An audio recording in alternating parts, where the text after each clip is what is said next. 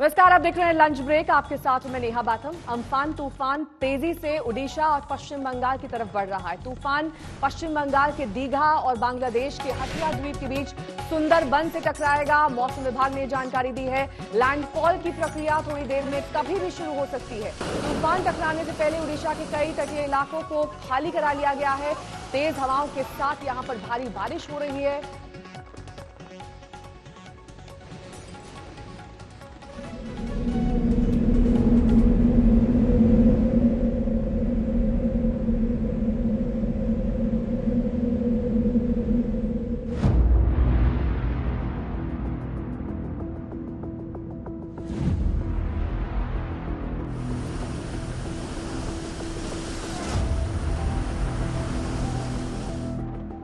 समंदर की लहरों का रौद्र रूप सब कुछ बहा ले जाने को उतारू है। करीब 8 फुट ऊंचे घेरे को पार कर लहरें किनारों पर बुरी तरह चोट कर रही हैं।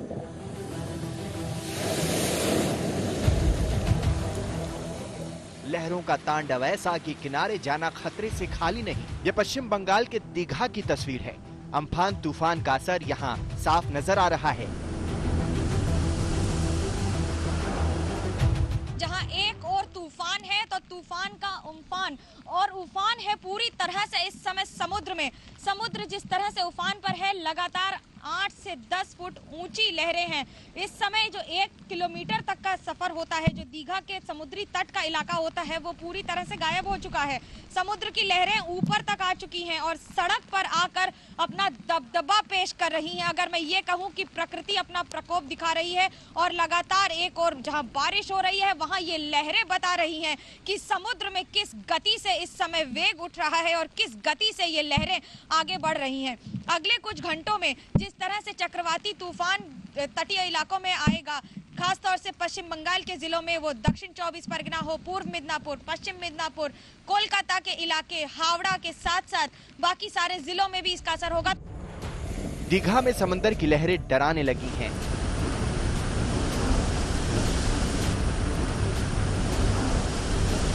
तेज हवा की इस आवाज को सुनिए। आने वाले खतरे की सूचनाएं दे रही हैं ये हवाएं।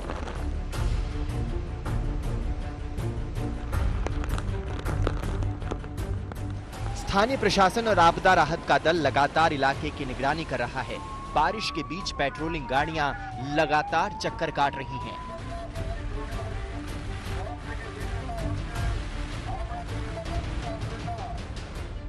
ऐसा ही कुछ तूफानी मंजर ओडिशा के कई इलाकों का है। बालासोर के चांदीपुर की इस तस्वीर को देखिए।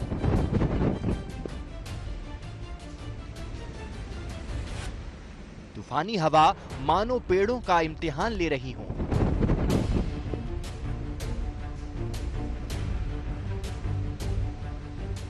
ओडिशा के भद्रक में भी तूफान से पहले तेज हवाओं के साथ झमाझम बारिश हो रही है।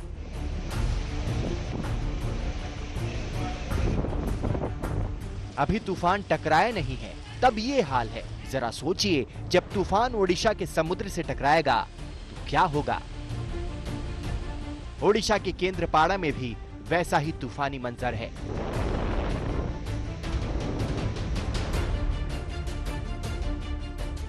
तूफान का असर भुवनेश्वर में भी नजर आ रहा है। यहाँ भी तेज हवाओं के साथ बारिश हो रही है। साइक्लोन अम्फन अब पहले से भी ज्यादा ताकतवर हो चुका है और अपनी गति धीरे धीरे बढ़ा रहा है पश्चिम बंगाल की ओर और उड़ीसा की ओर। पारादीप और सारे तटवर्ती इलाकों में लगातार रात भर बारिश हुई है, तो वहीं पश्चिम बंगाल में, दक्षिण बंगाल के सारे जिलों में लगातार रात भर बारिश हुई है। इस समय जिस तरह समुद्र उफान पर है, आपको ये नजारा दिखा रहे हैं दीघा के तटवर्ती इलाकों का, जहां समुद्र में लहरें 6 से 8 फीट ऊपर हैं और ये और बढ़ेंगी, क्योंकि जिस तरह से हवा तेज हो रही है, हवाओं की दिशा बढ़ रही है और दिशा के साथ उनकी ताकत बढ़ रही है। अगले कुछ घंटे अभी खतरे से खाली नहीं है। तूफान से क्या नुकसान हो सकता है, उसकी झलक इन तस्वीरों में आप देख सकते हैं। तेज हवाओं से यहाँ कई पेड़ उखड़कर सड़क पर गिर गए।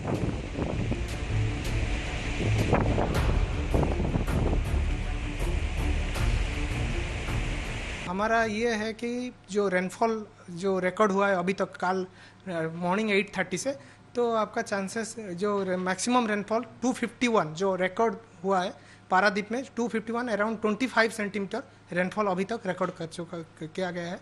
जो और बाकी जो स्टेशन है भद्रक बालेश्वर अभी रेनफॉल सभी जगह में कंटिन्यू कर रहा है। तो हम लोग हमारा जो एक्सपेक्टेशन है तो रेनफॉल कैटेगरी जो है लगभग पारादीप तो एक्सट्रीमली हैवी रेनफॉल को क्रॉस कर चुका है।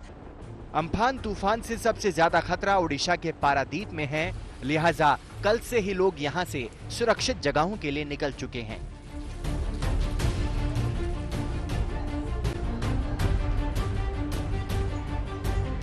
दीघा से मनोज्ञा लोईवाल, भद्रक से इंद्रजीत कुंडू और बालासोर से सूफियान के साथ आज तक ब्यूरो।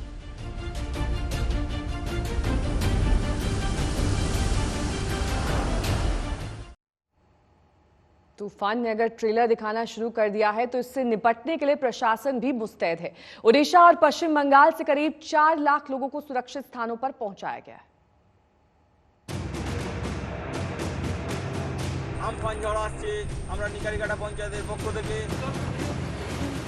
अम्फान तूफान क्या रंग दिखाएगा किसी को पता नहीं, लेकिन खतरे वाले शहरों में नुकसान को रोकने के लिए प्रशासनिक चौकसी कल से नजर आ रही है। यह पश्चिम बंगाल उत्तरी 24 परगना के विधान नगर की तस्वीर है। आधी रात को पुलिस और स्थानीय प्रशासन की टीम लोगों को आगाह करने पहुंची।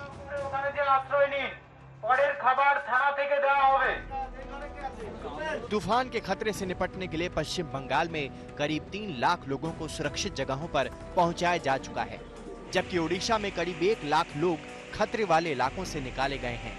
ये पारादीप के शेल्टर होम की तस्वीर है।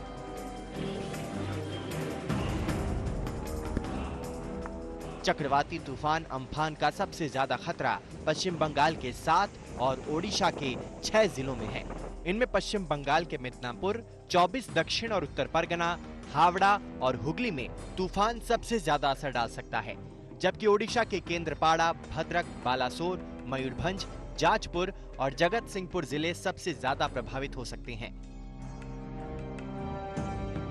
तूफान के खतरे से निपटने के लिए कोस्ट गार्ड और प्रशासन ने ऐसी तैयारियां की हैं ताकि नुकसान कम से कम हो।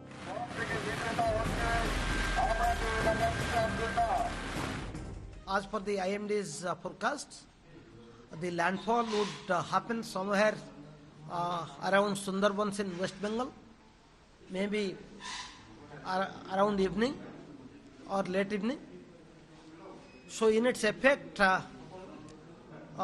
we are expecting about 100 to 110 kilometer wind speed, gusting up to 125 kilometer in certain coastal tracts of say Paradeep, Ersama, Rajnagar, Mahakalpada in Kendrapada block, Kendrapada district.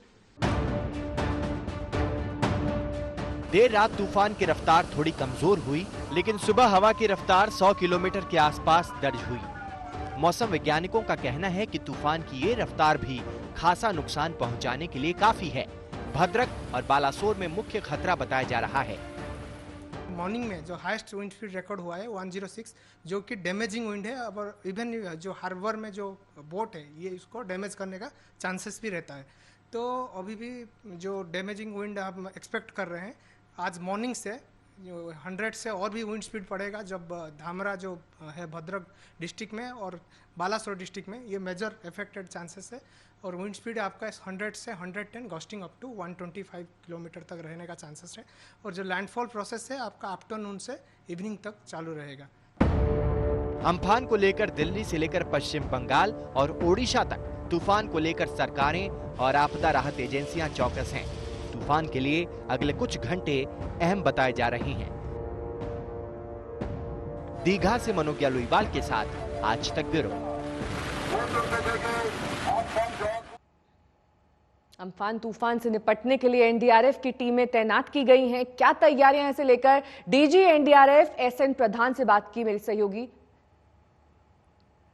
हमारे सहयोगी जितेंद्र बहादुर ने। सुपर साइक्लोन अम्फान पर हमारे साथ बातचीत करने के लिए मौजूद हैं एनडीआरएफ के डीजी एसएन प्रधान। सर, किस तरीके का ये तूफान है और कितना खतरनाक है जब ये तटवर्ती इलाकों में पहुंचेगा और उसके लिए क्या तैयारी? देखिए, जो घातक क्षमता है, इसकी जो मारक क्षमता है, वो खतरे की जो क्षमता है वो कम नहीं हुई है। इसलिए मैं ये कह रहा हूँ क्योंकि सुपर साइक्लोन की कैटेगरी से वो जब लैंडफॉल हो रहा है वो एक्सट्रीमली सीवियर साइक्लोन की कैटेगरी में जा रहा है, और एक्सट्रीमली सीवियर साइक्लोन की कैटेगरी वही कैटेगरी है जो साइक्लोन फोनी था पिछले साल का, और पिछले साल साइक्लोन फोनी ने जो डैमेज किया था वो हम सब ने देखा है। इसलिए इसमें अपना गार्ड डाउन करने का कोई नौबत नहीं है, कोई गुंजाइश नहीं है। We must be fully prepared, fully geared up, और जो तैयारी है उसी को मुकम्मल रखना है। जो हमारी तैयारी है उसके अनुसार अगर आप एनडीआरएफ टीम की बात कहें तो 20 टीमें उड़ीसा में लगी हुई हैं और 20 की 20 टीम तैनात कर दी गई हैं। आज सुबह 4 टीमों को ले लिया गया जो स्टैंड बाय में थी, और 19 टीमें पश्चिम बंगाल में लगी हुई हैं और 2 टीमें स्टैंड बाय में हैं। तो इसलिए टोटल 41 टीमें लगी हुई हैं, और पूरे देश में 24 और टीमों को स्टैंड बाय में रखा गया है, हॉट स्टैंड बाय में, ताकि उनको रश किया जा सके अगर ज़रूरत पड़े। हो सकता है पोस्ट साइक्लोन में भी ज़रूरत पड़े। जहाँ तक इवैक्यूएशन का प्रश्न है, हाई इम्पैक्ट एरियाज से, हाई इम्पैक्ट डिस्ट्रिक्ट से, दोनों स्टेट्स मिलाकर लगभग 5 लाख लोगों को इवैक्यूएट किया गया, जो स्टेट के रिपोर्ट से मुझे अभी खबर मिली है। पश्चिम बंगाल ने 3,30,35,40 हज़ार के बारे में कहा है, तो 3.5 लाख उसको मान लिया जाए, और 1.5 लाख लगभग उड़ीसा ने रिपोर्ट किया है। तो लगभग 5 लाख लोगों को इवैक्यूएट किया गया, ऐसा माना जा सकता है। बात अब कोरोना की वैक्सीन की करेंगे। क्या कोरोना की दवा के करीब हम पहुंच गए हैं? ये अब भी सवाल सबके जहन में है, क्योंकि अमेरिका में कोरोना की वैक्सीन बना लेने का दावा किया जा रहा है। यानी सब कुछ ठीक रहा तो इस साल के जाते जाते वो वैक्सीन आ सकती है।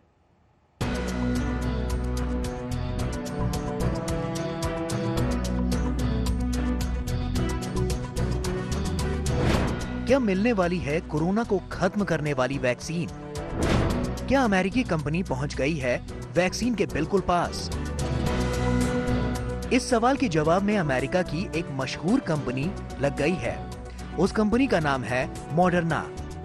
अमेरिका की मशहूर दवा कंपनी मॉडर्ना का दावा है कि उसने एक ऐसा एंटीबॉडीज बनाया है जो इंसान के शरीर में कोरोना के वायरस को खत्म कर देगा।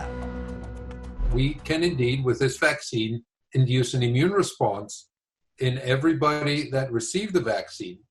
And that immune response generates the kind of antibodies that one would hope to generate, antibodies that can neutralize the virus, and that we can get to levels of antibodies that are those seen in people who've been infected with SARS-CoV-2, or in fact even exceed those levels. पूरी दुनिया corona से लड़ रही है, लेकिन बचाव की मुद्रा में कोरोना से अपनी रक्षा तो कर रही है, लेकिन कोरोना पर आक्रमण करने वाली कोई दवा नहीं बनी। ऐसे में अमेरिका के मैसाचुसेट्स की इस बायोटेक कंपनी ने एक नई उम्मीद जगा दी है। मॉडर्ना कंपनी की तरफ से कहा गया है कि वैक्सीन से पैदा हुआ एंटीबॉडीज mRNA 1273 उसी स्तर पर था जो कोरोना से रिकवर हुए लोगों में पाया गया। कंपनी जल्द ही इसके ट्रायल के दूसरे दौर में जा रही है और संभावना है कि जुलाई में इसके अंतिम दौर का प्रयोग शुरू हो जाएगा। कंपनी की कोशिश है कि इस साल के आखिर तक ये वैक्सीन मरीजों तक पहुंच जाए। खुद अमेरिका के राष्ट्रपति डोनाल्ड ट्रंप इस बात की उम्मीद जता चुके हैं कि साल के आखिर तक कोरोना की काट के रूप में कोई न कोई वैक्सीन आ ही जाएगी। अब उसी अमेरिका में मॉडर्ना कंपनी का दावा अगर सही निकलता है तो कोरोना को पहचानने और उसका इलाज करने वाली वैक्सीन आने ही वाली है। So in a way, our vaccine teaches our body to make just that part of the virus that the immune system needs to recognize. And when we go in with first a prime and then a month later a booster shot, we can indeed show that we've educated the immune system to make antibodies that can recognize the virus and indeed prevent the virus from entering. Corona की काट ढूंढने के लिए दुनिया भर के वैज्ञानिक पिछले 3 महीने से माथापच्ची कर रहे हैं, लेकिन अमेरिका की ये कंपनी बाकायदा रिसर्च करके वैक्सीन बना लेने का दावा कर रही है। इस वैक्सीन की टेस्टिंग मार्च से शुरू हुई थी। पहले दौर की स्टडी अमेरिका के national institute of allergy and infectious disease ने की। कंपनी ने 18 से 55 साल के लोगों को 2500 या 250 माइक्रोग्राम की डोज दी। जिन लोगों को 2-2 बार इस वैक्सीन की डोज दी गई, उनके शरीर में एंटीबॉडीज लगने लगी। उन एंटीबॉडीज को लैब में मानव कोशिकाओं पर टेस्ट किया गया। इससे ये पता चला कि यह वायरस को अपने क्लोन बनाने से रोक सकती है। शरीर में एंटीबॉडीज का लेवल उतना ही रहा जितना कोरोना से रिकवर हो चुके मरीजों में मिलता है। अमेरिकी कंपनी के मुताबिक वैक्सीन ट्रायल के सेकेंड फेज में 600 लोगों पर टेस्ट किए जाएंगे। इस कंपनी को यकीन है कि इस साल के आखिर तक ये वैक्सीन आ जाएगा और अगले साल तक सैकड़ों करोड़ लोगों तक कोरोना की ये मारक वैक्सीन पहुंच जाएगी। आज तक ब्यूरो। चीन की बुनियाद में ही साम्राज्यवाद का बीज बोया गया, लिहाजा अपने विस्तारवादी नीति से वो 2020 में भी बाज नहीं आ रहा। हाल ही में लद्दाख में भारतीय सीमा के करीब चीन के हेलीकॉप्टर देखे गए, लेकिन जब भारतीय एयरफोर्स ने उन्हें दौड़ाया तो वो 9 तो 11 हो गए।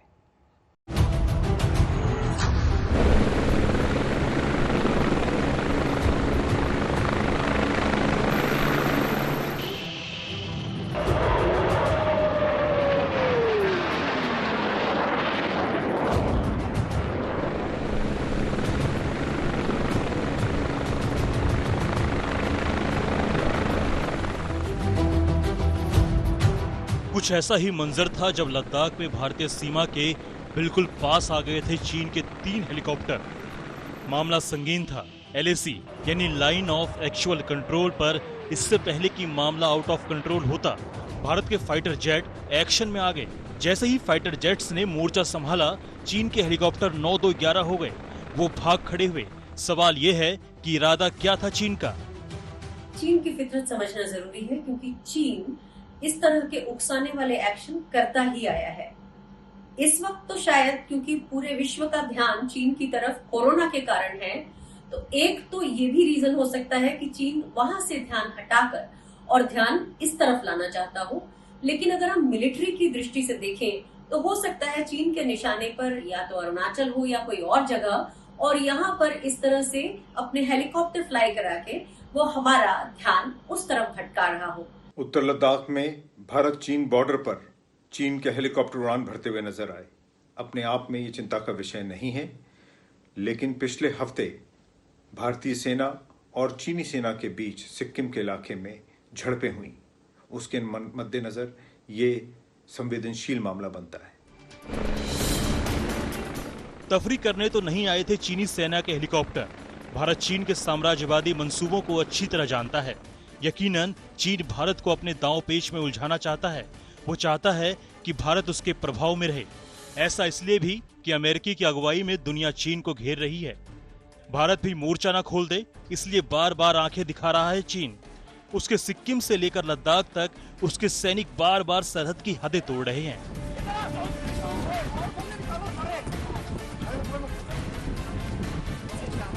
पिछले दिनों उत्तरी सिक्किम में भारतीय और चीनी सैनिकों के बीच आमना सामना हुआ। मामला धक्का मुक्की तक पहुंच गया था। इसमें दोनों पक्ष के सैनिकों को चोटें भी आई। 5 मई को ऐसी झड़प लद्दाख में भी हुई। भारत और चीन की सेना के जवान लद्दाख में भी एक दूसरे से भिड़ गए थे। हालांकि 6 मई को दोनों सेनाओं के बीच विवाद सुलझ गया था और अब हेलीकॉप्टर के जरिए हिमाकत दिखाई है। इस वजह से भारत की सेना हाई अलर्ट पर है, ताकि चीन की किसी भी साजिश का मुंह तोड़ जवाब दिया जा सके। तरह तरह की इवेंचुअलिटीज के लिए भारतीय वायुसेना हमेशा तैयार रहती है, और जब बॉर्डर्स की हो, तो चाहे वो राजस्थान की बॉर्डर हो, चाहे जम्मू कश्मीर लद्दाख की बॉर्डर हो, रेगुलरली इस तरह के अभ्यास होते रहते हैं कि हमारी बॉर्डर की सुरक्षा और उसकी जिम्मेदारी हम पूरी करते रहें। एक बहुत ही डिटेल्ड बॉर्डर कंट्रोल मैकेनिज्म के तहत इन झड़पों को नियंत्रण में रखा जाता है और स्थिति को एस्केलेट होने से रोका जाता है। पर क्योंकि इलाका संवेदनशील है, इसलिए इस पर कंटिन्यूअस नजर रखना जरूरी होता है। स्थिति की गंभीरता देखिए। पश्चिम में पाकिस्तान हर रोज सीज फायर तोड़ रहा है। उसके लड़ाकू विमान सरहद के आसपास गश्त लगा रहे हैं। उधर उत्तरी छोर पर चीन साजिशें रच रहा है। शायद ये चीन और पाकिस्तान की मिली भगत का नतीजा है। वैसे कोरोना को लेकर हुई शीशा लेदर को मिटाने की छटपटाहट भी उसे सता रही है। इसलिए सिर्फ भारत की सरहद पर ही नहीं, उत्तरी सागर में भी उसके लड़ाकू विमान हड़कंप मचाए हुए हैं। चीन अपने पड़ोसी मुल्कों को अपनी ताकत का लोहा मनवाने की फिराक में है। कोरोना ने उसकी ताकत पर गहरा प्रहार किया है। अब वो अपने फौजी शक्ति प्रदर्शन से खोई ताकत और साख को बहाल करने के मंसूबे पाल रहा है। पूरी दुनिया कोरोना के खिलाफ जंग लड़ रही है, तो वहीं चीन अपने विस्तार का ताना बाना बुन रहा है। वो फौज की ताकत बढ़ाने में जुटा है। दक्षिण चीन सागर में चीन की इस हरकत से जापान, ताइवान समेत कई मुल्क परेशान हैं। हालांकि ड्रैगन को इन्हीं मुल्कों से करारा जवाब भी मिल रहा है।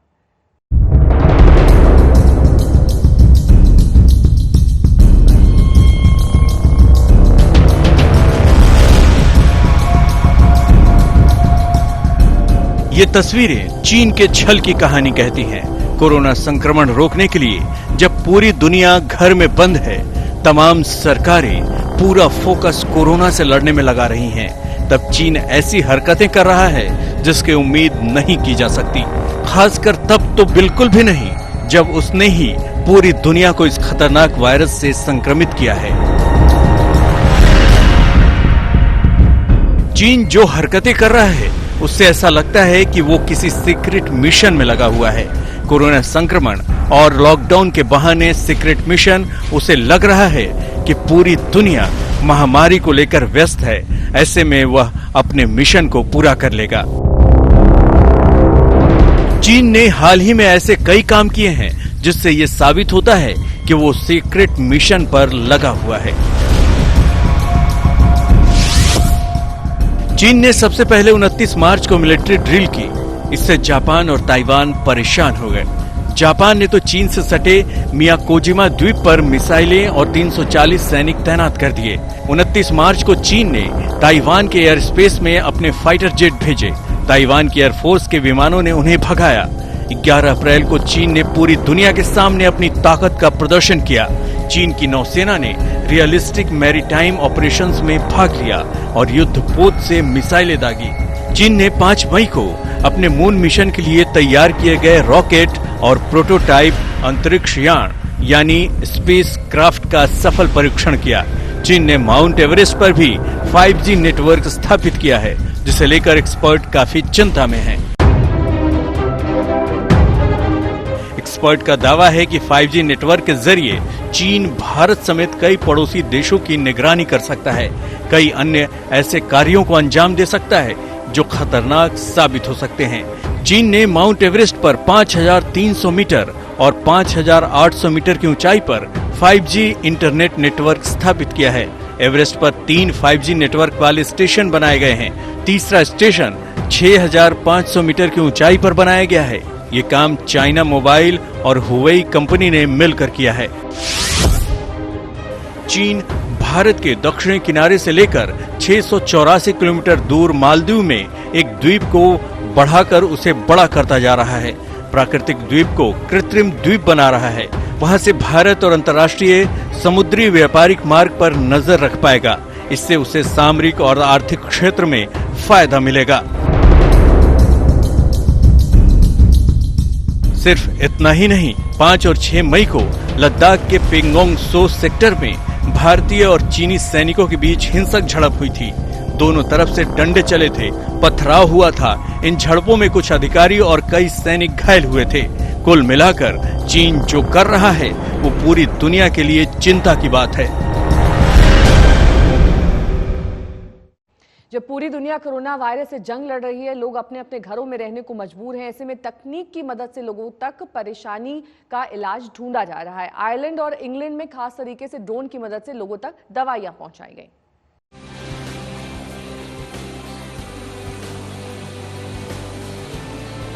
कोरोना वायरस के कहर और लॉकडाउन के बीच तकनीक किस तरह से इंसानों के लिए मददगार साबित हो रही है, इसका अंदाजा आप इन दोनों तस्वीरों से लगा सकते हैं। ये तस्वीरें आयरलैंड और इंग्लैंड की हैं।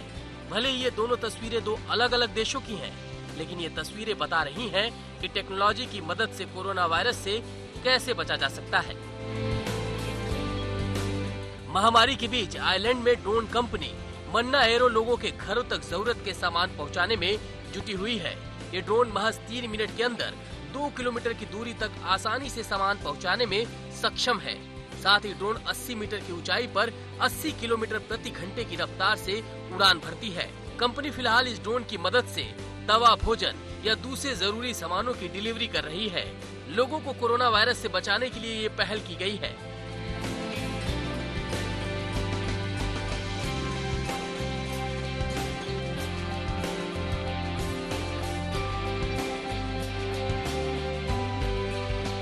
कुछ दिनों पहले इंग्लैंड से भी ऐसी ही तस्वीरें सामने आई थी।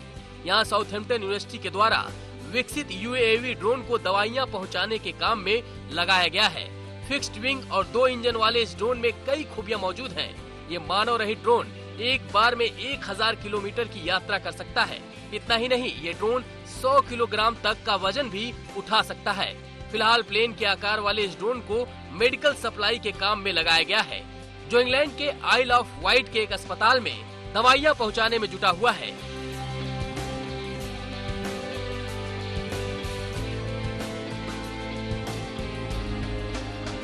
फिलहाल सरकार की मदद से इस प्रोजेक्ट का विस्तार किया जा रहा है।